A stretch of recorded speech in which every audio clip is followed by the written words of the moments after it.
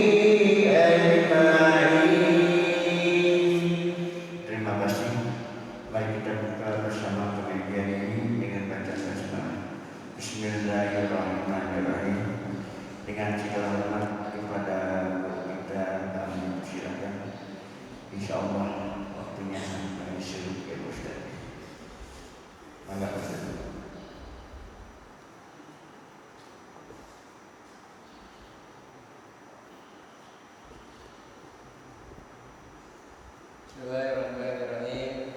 Assalamualaikum warahmatullahi wabarakatuh.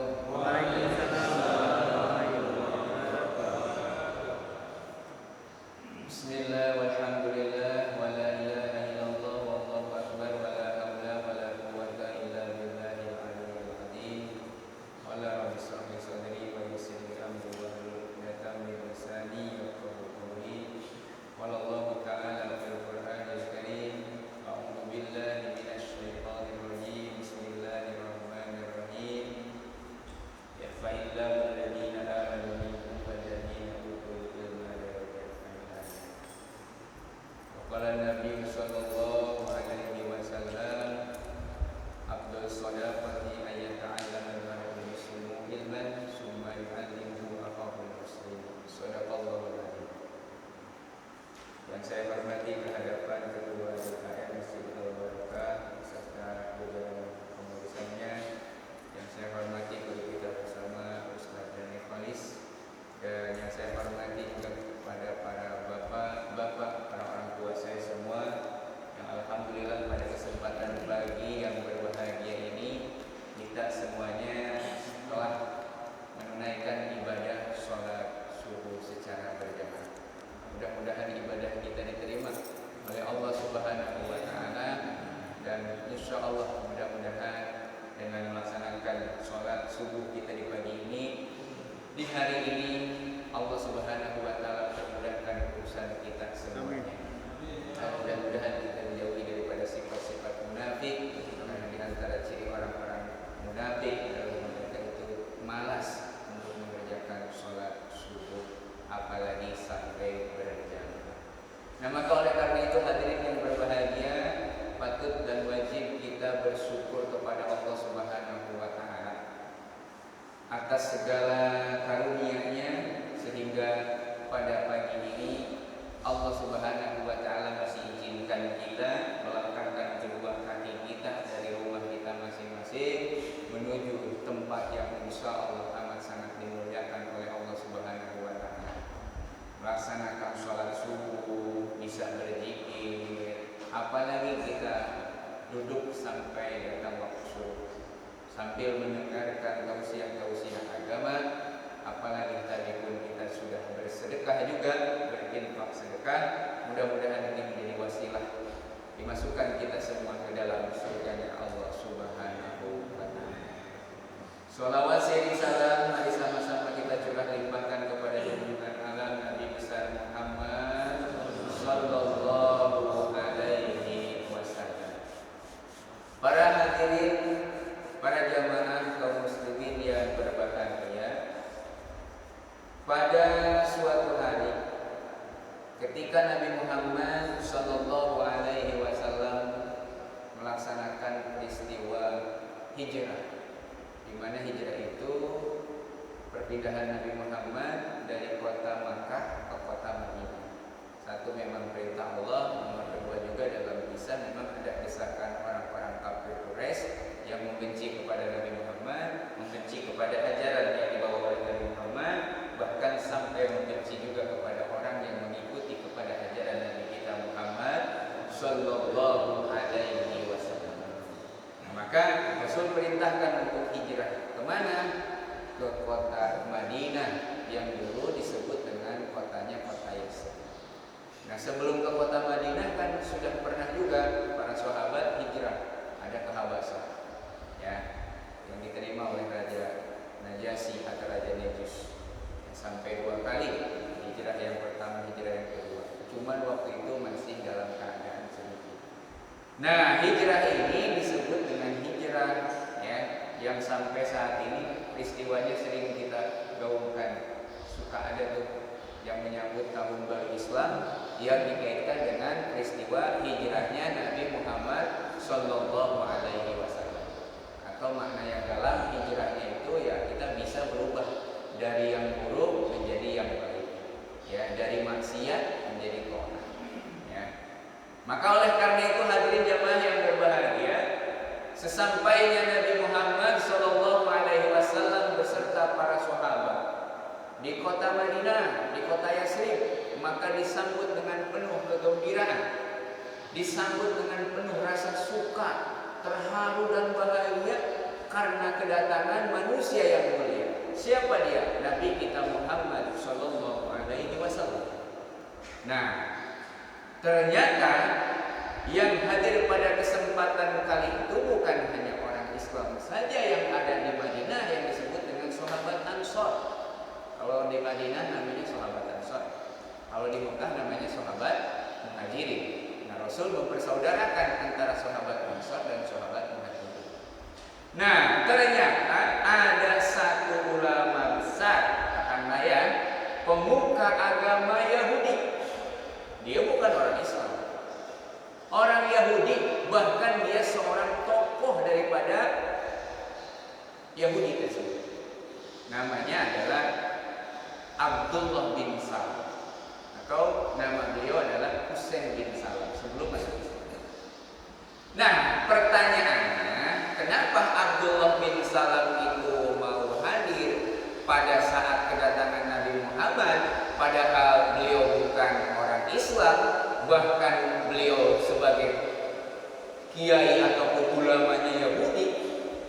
Karena dalam hati dan dirinya Abdullah bin Salam ini ingin memastikan kebenaran Nabi Muhammad sallallahu alaihi wasallam. Yang dia pelajari, yang dia ketahui, yang dia baca, yang dia kaji dari kitab yang dia percayai, kitab Taurat. Dia mau mengakurkan betul apa tidak nih Muhammad ini yang katanya mengaku Nabi, Muhammad ini yang katanya mengaku Rasul, apakah sama dengan kitab Taurat yang dia percaya, yang dia yakini, yang ada disebut nama Nabi di dalamnya. Yang nomor kedua juga ingin memastikan kebenaran apa yang Muhammad ini yang benar, apa orang-orang kafir Quraisy yang ada di Mekah itu yang benar, apa yang salah, yang mana ya? Sebab banyak juga yang mengatakan kepada Abdullah bin Salam sebelum kedatangan Nabi Muhammad SAW yang mengisukan, yang memberikan kabar buruk, yang memberikan kabar hoax tentang Nabi kita Muhammad SAW. Nabi kita disebut orang bohong, pembohong, pengkhianat, pengadu domba, pembawa ajaran sesat, orang gila dan lain sebagainya. Nah, maka kehadiran Abdullah bin Salam ini amat sangat penting untuk memastikan kebenaran baginda kita yang mulia Nabi Muhammad sallallahu alaihi wasallam. Nah, begitu melihat wajah Rasul, ya, maka Abdullah bin Salam ini sudah mulai, ya, keyakinannya, kebenaran kanjeng Nabi Muhammad SAW. Karena memandang melihat wajah Rasul tidak sama dengan memandang wajah kita. Wajahnya yang amat penuh dengan bercahaya, berseri-seri, indah dipandang. Memandangnya wajah Rasul saja, sahabat itu bisa hilang daripada kesusahan, kemudahan, apalagi kepusingan.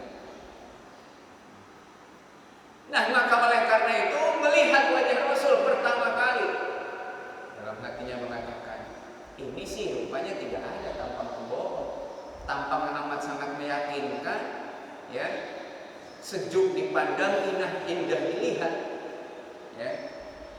Begitu datang Rasul disambut oleh orang-orang yang ada di Madinah dengan penuh suka, dengan penuh bahagia. Maka ada sabda Nabi pertama kali yang disampaikan di kalangan waktu itu, ya. Apa yang disabdakan Nabi? Ayyuhan nas, afsus salam, wa at'imut ta'am, wasilul arham, wasallu billahi, wan nas dunya tadkhulul jannata bisalam. Jadi Rasulullah SAW menyampaikan sabda seperti itu. Ayyuhan nas, wahai segenap manusia, afsus salam, sebarkanlah salam. Wa at'imut ta'am, perbanyaklah bersedekah, berinfak sedekah, ya, memberi makan kepada orang yang membutuhkan. Wasilul arham, perbanyaklah bersilaturahim. Wasallu billail, salatlah kalian di sepertiga malam. Wan nasunya, di saat manusia terlelap tidur, tadkhulul jannata bisalam, maka kalian akan masuk surga dengan selamat. Ucapan Nabi ini tidak sama dengan ucapan kita, karena ucapan Nabi, perilaku Nabi, semuanya itu adalah berdasarkan wahyu. Dan ucapan Nabi itu selalu membuat keteduhan, ketenangan, kenyamanan, tidak membuat gaduh. Dan ucapan Nabi ini enak didengarkan. Ayyuhan nas, afsus salam, wa at'imut ta'am, wasilul arham. Kalau kita perhatikan, ujungnya M semua, mim semua. Ayyuhan nas, afsus salam, wa at'imut ta'am, wasilul arham, wasallu billail wan nasunya tadkhulul jannata bisalam. Nah, kalau di Al-Qur'an kan kita juga sering mendengar, membaca. Kalau misalnya sin semua, qul a'udzu birabbin nas, malikin nas, ilahin nas, min syarril waswasil khannas, alladzi yuwaswisu fi sudurin nas, minal jinnati wan nas. Indah, enak didengar, apalagi kita baca, karena ini adalah firman dari Allah. Tidak ada satupun manusia yang bisa menandingi ayat-ayat Al-Quran.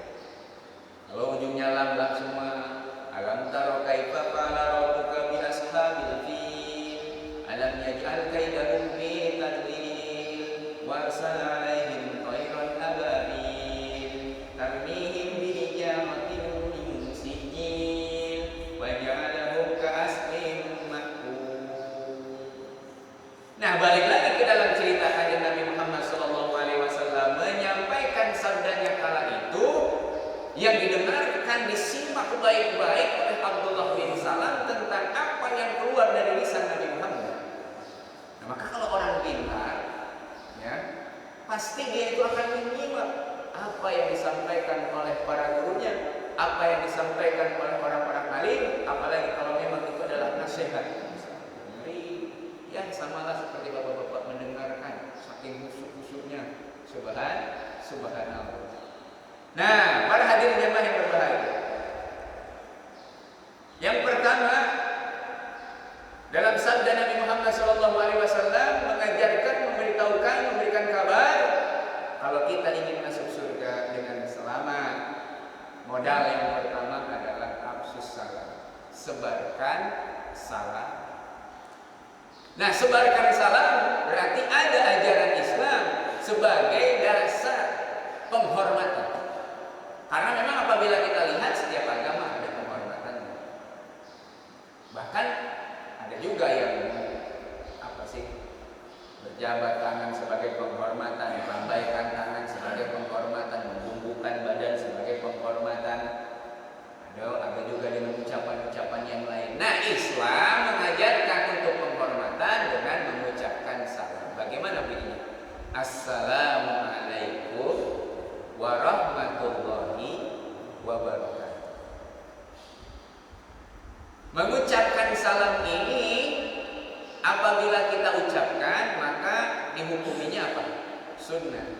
Sementara menjawab salam hukumnya adalah wajib.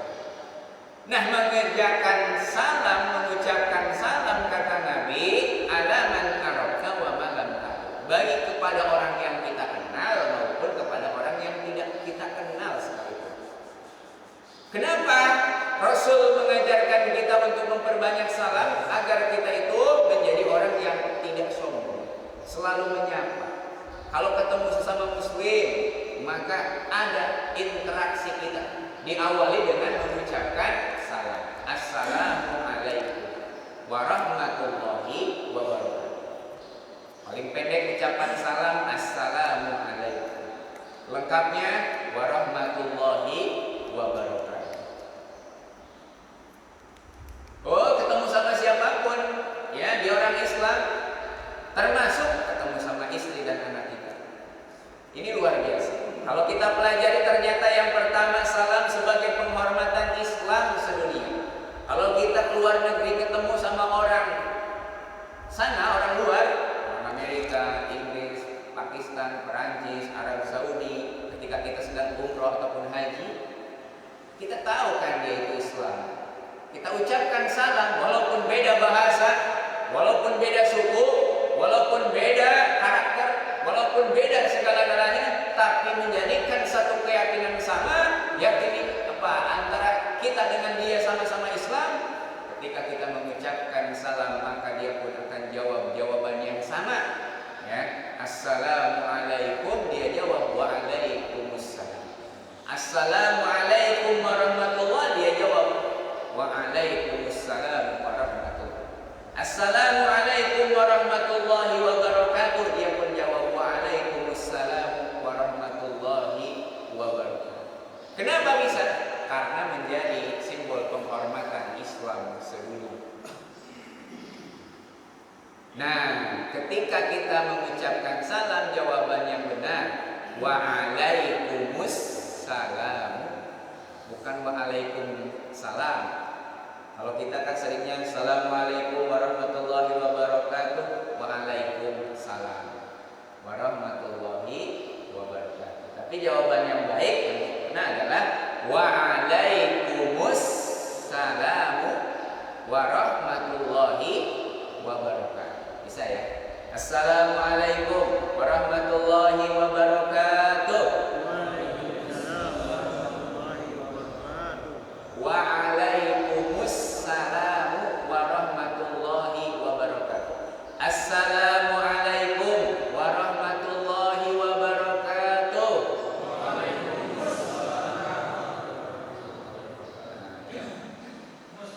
Mus, ya, mus, ada musnya, ada alif lam di situ. Waalaikumsalam. Nah, yang kedua, kenapa Rasul kita mengajarkan kita untuk memperbanyak salam? Agar kita banyak saling mendoakan. Sebab ucapan salam itu kalau kita amalkan memang isinya adalah doa. Assalamualaikum, kesejahteraan buat kalian. Apalagi lengkap warahmatullahi wabarakatuh, rahmat dan keberkahan Allah. Jadi sebetulnya ketika orang mengucapkan salam kepada kita, dia sedang mendoakan kepada kita, mendoakan agar kita selamat, mendoakan agar kita mendapatkan rahmat dari Allah, mendoakan agar kita mendapatkan keberkahan dari Allah. Kalau kita sudah didoakan, maka kita pun harus wajib doakan juga orang yang mendoakan kita. Dengan cara apa? Balas dengan ucapan yang lebih baik. Waalaikumsalam warahmatullahi wabarakatuh. Semoga keberkahan, ya, semoga rahmat dan kesejahteraan bukan hanya kepada saya saja, tapi kepada kalian juga, kamu juga. Ada timbul saling doa mendoakan. Itulah Islam, ya, luar biasa dalam ajaran Islam ini. Ucapan salamnya saja isinya adalah doa. Semakin kita sering mengucapkan salam kepada orang lain, semakin banyak kita mendoakan kepada orang lain, dan semakin banyak pula orang lain akan saling mendoakan kepada kita. Karena Islam itu amat sangat besar, apalagi dengan doa. Dan doa buat ibadah, doa bagian daripada ibadah. Bahkan silahul mu'min, doa adalah senjatanya orang Islam. Setiap sholat kita senantiasa mendoakan saudara-saudara kita tanpa disebutkan nama, wal muslimina wal muslimat, wal mu'minin wal mu'minat.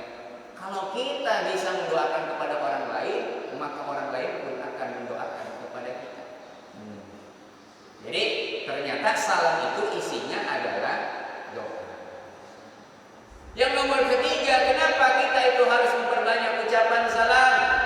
Sebab di samping itu adalah penghormatan, di samping itu adalah isinya doa, ternyata salam yang diajarkan Rasul berlaku sepanjang masa. Tidak kenal waktu, 24 jam berlaku. Di pagi hari kita ucapkan salam pantas, siang hari pantas, sore hari pantas, malam hari pantas, dini hari ngucapin salam pantas. Beda dengan ucapan selamat pagi, hanya berlaku di pagi hari saja. Ucapan selamat siang di siang hari saja. Selamat sore hanya di sore hari saja. Selamat malam hanya di waktu malam saja. Tapi mengucapkan salam di pagi hari, siang hari, sore hari, malam hari bebas. Nah, yang nomor keempat ini tidak kalah penting ternyata. Ucapan salam itu bukan hanya berlaku kepada orang yang hidup saja, namun berlaku pula kepada orang yang sudah meninggal dunia. Ada interaksi kita kepada orang yang sudah meninggal dunia. Apa interaksinya? Dengan mengucapkan salam dan yakin salam kita bakal dijawab oleh orang yang sudah meninggal dunia. Nah, kalau kita mau berziarah ke makam orang tua, istri, anak yang sudah wafat, ya, atau kita melihat melintas pemakaman, kan ada ucapan salamnya. Assalamualaikum ya ahlal kubur, assalamualaikum ya ahlal dia, apalagi sampai kita sebutkan namanya. Ya, yakin nggak tuh kalau kita mengucapkan salam ke kuburan dengan ucapan salam assalamualaikum ya ahlal dia atau assalamualaikum ya ahlal kubur, mereka menjawab salam kita? Yakin, karena mereka itu mendengar ucapan kita. Maka dia pun akan menjawab ucapan kita, namun sayangnya kita tidak bisa mendengarkan jawaban daripada orang-orang yang sudah meninggal dunia. Karena khawatir kalau kita bisa mendengar jawaban mereka, harusnya kita mau berziarah, bisa jadi kabur kita ya. Nah, maka oleh karena itu interaksi kita kepada orang yang sudah meninggal dunia dengan mengucapkan salam sebagai penghormatan kepada orang-orang yang sudah wafat, terutama kepada orang-orang tua kita, sebelum kita berziarah ada kesunahannya, ucapkan salam terlebih dahulu sebagai penghormatan. Ini mau boro-boro ucapin salam, ziarah, kuburan dibangunin rumah, didudukin, bahkan dijadikan tempat ngopi sama merokok. Bagaimana mau menghormati orang yang meninggal dunia dengan mengucapkan salam? Nah, para jamaah hadirin yang berbahagia, jadi amat sangat besar manfaat ketika kita saling menebarkan ucapan salam ini. Ya, sampai Rasul mengatakan jaminannya adalah surga. Tadkhulul jannata bisalam, dengan selamat. Yang nomor kedua, kata Nabi Muhammad SAW dalam sabdanya kala itu di kota Madinah, di samping menyebarkan salam, wa'atin qolam. Ya, Rasul mengajarkan kepada kita agar senantiasa menjadi orang yang dermawan, orang yang baik, menjadi orang pemberi, bukan peminta.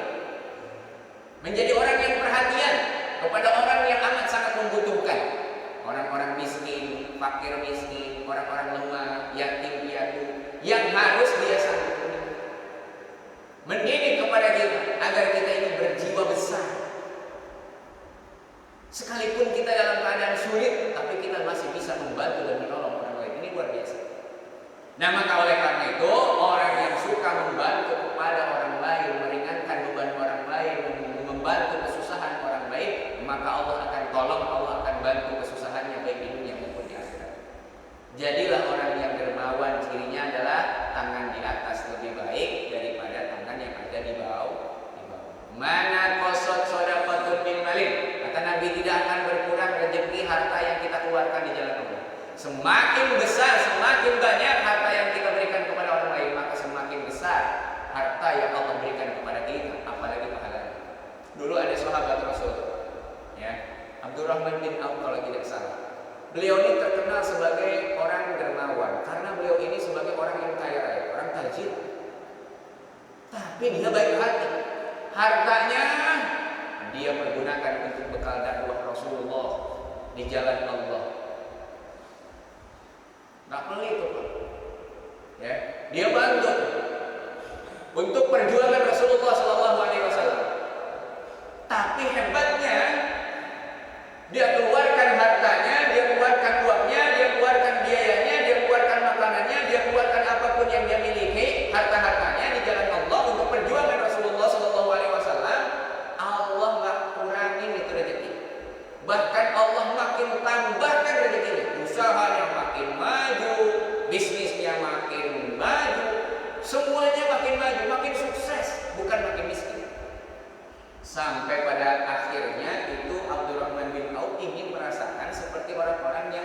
miskin.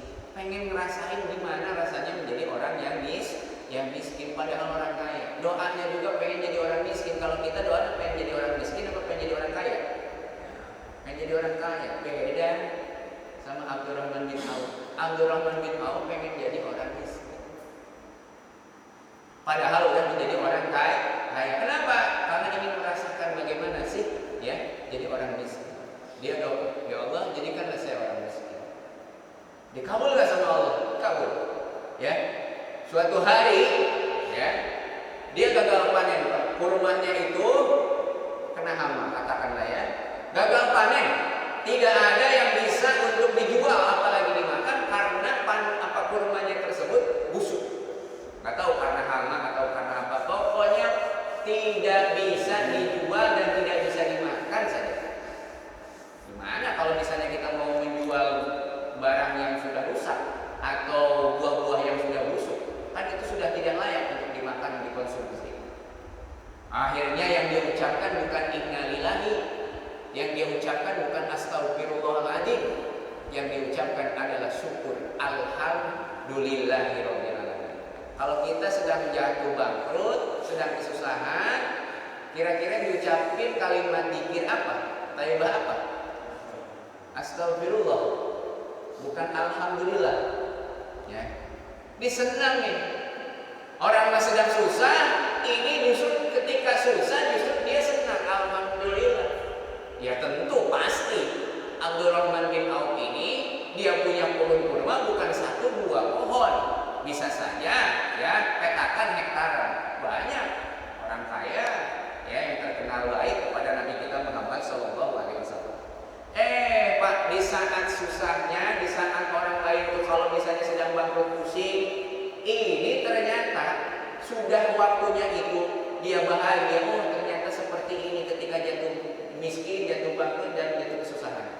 Ada terdengar kabar seorang raja yang sedang mempunyai penyakit. Maaf, penyakitnya ini penyakit kulit yang tidak bisa diobati oleh dokter, oleh tabib, oleh obat apapun itu terkecuali hanya satu. Apa itu yang harus dia obati dengan apa? Dengan kurma busuk. Obatnya satu-satunya adalah dengan kurma busuk. Terdengar ada kabar kalau ada di daerah sana, katakanlah ya, tempatnya Abdurrahman bin Auf tinggal, yaitu seorang saudara, seorang pembisnis yang sedang mendapatkan musibah, semua pohon-pohon kurmanya gagal panen, busuk. Nah, terdengar kabar. Akhirnya apa yang terjadi? Kata raja, dia utus utusannya datangi orang itu dan beli semua borong itu kurma-kurma yang busuk. Subhanallah. Akhirnya apa yang terjadi? Benar didatangi sama utusan raja untuk membeli, memborong semua kurma-kurma busuk. Padahal tadi saya katakan kalau kurma yang busuk kira-kira laku apa tidak? Ada yang mau makan apa enggak? Ini justru yang dicari adalah kurma busuk. Kan biasa kadang kita nih kalau sedang sakit, kadang suka ada tuh obat-obat yang di luar nalar kita. Sampai bangkong-bangkong dicari-cari sama orang tuh. Sama apa lagi tuh? Cacing-cacing kalung, bener ya? Sama apa lagi tuh? Sama tikus kecil. Ada katanya apa gitu alasannya gitu? Buat obat, bener nggak? Buat obat. Subhanallah. Ya. Nih, akhirnya apa yang terjadi? Kata Abdurrahman bin Auf, kalau mau ambil saja. Saya ini nggak berdagang, saya ini nggak berjual. Ambil saja. Nah, ini raja mengutus saya, memerintahkan saya untuk membeli barang ini, bukan meminta. Akhirnya apa yang terjadi? Maksa pengen dibeli karena sudah dititipin uang sama raja, dan raja memerintahkan untuk dibeli, bukan minta. Gengsi dong kalau raja minta, benar gak? Akhirnya apa yang terjadi? Di saat sedang kena musibah, sedang susah, baru saja merasakan nikmatnya sedang menjadi orang yang sedang diberikan musibah, kesusahan oleh Allah Subhanahu Wa Taala dari sedikit harta, ya. Ternyata di balik itu justru malah tetap mendapatkan uang, mendapatkan apa? Harta daripada makanan atau tergantung usaha yang dia miliki. Busuknya saja kurma, yang di mata orang lain itu bangkrut, gagal panen, ternyata di balik itu semua tetap kurmanya yang busuk masih ada rezeki untuk Abdurrahman bin Auf. Kenapa kok bisa? Modalnya satu. Karena Abdurrahman bin Auf dia yakin kepada Allah, dia yakin kepada Rasulullah, dia yakin dia bersyukur menjadi orang yang kaya raya, sehingga kekayaannya itu dia betul-betul serahkan kepada Allah dan perjuangan baginda Rasulullah SAW, sehingga urusan rezekinya Allah yang menanggung. Ini pelajaran buat kita. Apa pelajarannya? Harus cinta sama guru-guru kita. Kalau misalnya guru-guru kita sedang butuh apa, kita selaku orang yang cinta kepadanya, keluarkan sebagian harta kita. Gak usah semua, bantu. Insya Allah rezeki oleh Allah akan ditanggung. Jangan mengharapkan imbalan, cukup saja imbalan dari Allah Subhanahu wa Ta'ala. Insya Allah ini contoh kepada kita buat kita pelajari dan amalkan dalam kehidupan kita sehari-hari. Ini setiap pagi ini dua malaikat akan senantiasa berdoa kepada Allah. Ada yang mendoakan baik, ada yang mendoakan buruk. Yang mendoakan baik, ini malaikat berdoa, Allahumma ati munfiqan khalaq. Ya Allah, kepada orang yang gemar bersedekah pagi-pagi subuh-subuh udah masuk pintu keropak, ganti ya Allah uangnya. Berikan kemudahan dalam pekerjaannya. Jadikan rumah tangganya rumah tangga yang sakinah mawaddah warahmah. Anak-anaknya jadi anak soleh yang solehah. Kehidupannya menjadi berkah. Doanya baik-baik kepada orang yang selalu bersedekah di hari ini, di pagi ini. Yang tadi kita ada ya, tiap pagi kan ya, tiap pagi subuh nggak pernah kurang dari berapa ini? 3 baris, 4 baris. Nih coba kalau kelompok menjalankan. Insyaallah itu salah satu wasilah kita. Pagi-pagi kita sudah bersedekah. Karena sedekah yang paling baik adalah sedekah di waktu pagi. Nih ada yang bersedekah dengan uangnya, atau seperti saya bersedekah, maaf ya, dengan apa yang saya sampaikan ini mudah-mudahan menjadi sedekah buat saya dengan ilmunya pagi-pagi hari. Tapi bagi orang yang tidak bersedekah, orang yang pelit apalagi, maka malaikat berdoa, Allahumma aqti mumsikan tarfa. Doanya kebalikan kita tadi, berarti hancurkan, sempitkan, wah dan lain sebagainya. Ngerilah. Nah maka oleh karena itu kalau kita mau didoakan kebaikan oleh malaikat, jadilah orang yang selalu memberi, berinfak, sedekah di jalan Allah Subhanahu wa Ta'ala. Ya, nggak punya pakai duit kan bisa sedekah itu bukan hanya dengan uang saja. Mengucapkan kalimat zikir subhanallah alhamdulillah wala ilaha illallah itu pun bagian daripada sedekah. Senyum kita kepada sesama Islam, senyum itu pun bagian daripada sedekah. Menolong orang lain sedekah. Membuang kotoran yang ada dalam masjid hanya satu itu pun bagian daripada sedekah. Jadi banyak sedekah itu kalau misalnya dihitung dengan sedekah. Tapi kalau ada infak juga, nah kalau infak biasanya identiknya dengan harta dengan dana. Tak pada jamaah hadirin yang berbahagia. Nomor kedua, kita harus menjadi orang yang gemar berinfak, sedekah jariah. Betulnya masih ada 2 lagi, tapi waktunya keburu habis ya. Cukup 2 dulu ya. Insya Allah nanti bila mana ada umur, ada waktu, ada kesempatan, kita lanjutkan kembali. Yang nomor ketiga itu perbanyak silaturahim. Yang nomor keempat adalah perbanyak bangun di sepertiga malam untuk melaksanakan sholat qiyamul lail, memohon dan meminta ampun kepada Allah Subhanahu wa Ta'ala. Insyaallah 4 amalan ini kita akan bisa sama-sama niatkan kita kerjakan dalam kehidupan kita sehari-hari sehingga kita bisa masuk ke dalam surganya Allah dengan surga yang baik insya Allah. Kurang lebihnya mohon dibukakan pintu maaf yang seluas-luasnya, terutama kepada guru-guru saya, mohon dikoreksi, mohon kehilapan saya. Ya, hanya ini yang bisa saya sampaikan. Subhanakallahumma bihamdika asyhadu an la ilaha illa anta astaghfiruka wa atubu ilaik. Assalamualaikum warahmatullahi wabarakatuh. Waalaikumsalam warahmatullahi wabarakatuh. Kami aturkan ucapan terima kasih kepada guru kita Bapak Ustaz Willy yang telah memberikan ilmunya di pagi hari ini, dan kami juga ucapkan terima kasih kepada semua jemaah yang sudah sama-sama mengikuti pengajian di pagi hari ini. Mari kita tutup pengajian di pagi hari ini dengan pembacaan istighfar.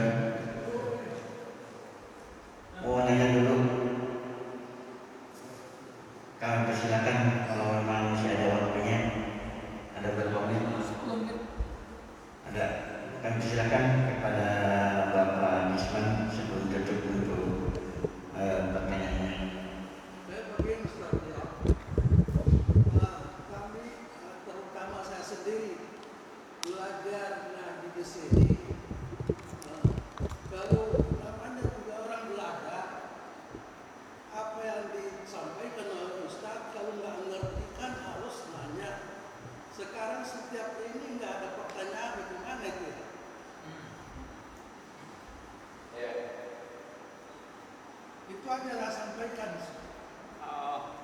Sering sekali Ustaz yang ini kok nggak ada diberikan kesempatan apa jamaah untuk bertanya gitu.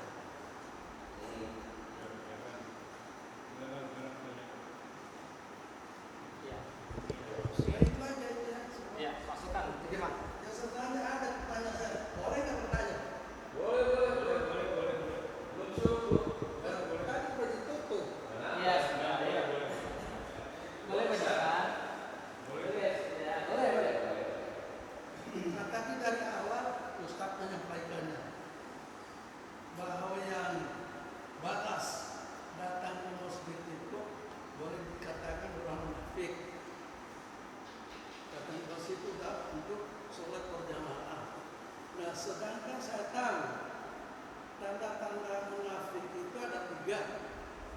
Berkata bohong, kalau diberi amanat khianat, terus janji ingkar. Jadi itu nggak ada yang tanda munafik datang ke masjid itu tanda-tandanya itu dari yang 3 tadi. Jadi mohon dijelaskan ya. Kok yang tidak sholat subuh itu dikatakan munafik? Ya, sebelumnya saya mohon maaf ya Bapak. Kalau misalnya itu kan sebetulnya bukan berarti tidak mau menutup forum diskusi untuk tanya jawab gitu kan. Jadi kalau misalnya nanti masih ada yang mau berkesempatan untuk bertanya jawab, ya silakan saja, kan ada MC juga ya. Iya. Nah, maka oleh karena itu para hadirin jamaah yang berbahagia, bagi kita yang lebih hebat dari saya ya, memahami ilmu yang lebih luas, itu yang saya ucapkan tadi. Memang kalau ciri orang munafik itu ayatul munafiki salasun. Kalau berbicara selalu bohong, ya. Kalau berjanji selalu khianat. Kalau misalnya dipercaya, nah itu ciri. Bahkan satu lagi, kalau dia sedang berkontestasi, dia selalu curang. Ini bagian daripada ciri munafik. Nah, ketika Rasulullah SAW membandingkan tentang masalah kaitan sholat nih, itu ada ciri ya bagi orang munafik. Apa cirinya? Dia paling malas untuk melaksanakan sholat. Bukan hanya subuh saja, ya. Di waktu yang malas, waktu yang dingin, waktu yang buat orang lain tuh enaknya selimutan. Berarti kan satu waktu subuh. Nomor kedua bisa dibilang waktu sore atau bisa dibilang waktu malam. Nah, ini diperhatikan sekali sama Rasulullah SAW. Karena Rasulullah SAW itu kalau ketika dia sholat selalu tuh memperhatikan satu persatu sahabatnya. Nah, orang-orang munafik inilah yang sering, apalagi dia meninggalkan kepada 2 sholat. Satu sholat subuh, nomor kedua sholat isya atau sholat asar. Jadi ketahuan tuh cirinya. Maka Rasul mengatakan, ya, kalau orang yang enggak melaksanakan sholat subuh, sholat asar atau sholat malam itu bagian daripada orang-orang munafik. Dan pahalanya akan sangat besar, bardain. Kalau kita mampu melaksanakan sholat subuh atau sholat asar atau sholat isya di waktu gelap, di waktu dingin, atau di waktu orang lain itu sedang malas, pahalanya juga oleh Allah akan dibedakan jauh dengan pahala-pahala yang lainnya. Jadi masuk dalam kategori munafik di sini adalah ciri ketika dia sedang beribadah kaitan melaksanakan sholat 5 waktu.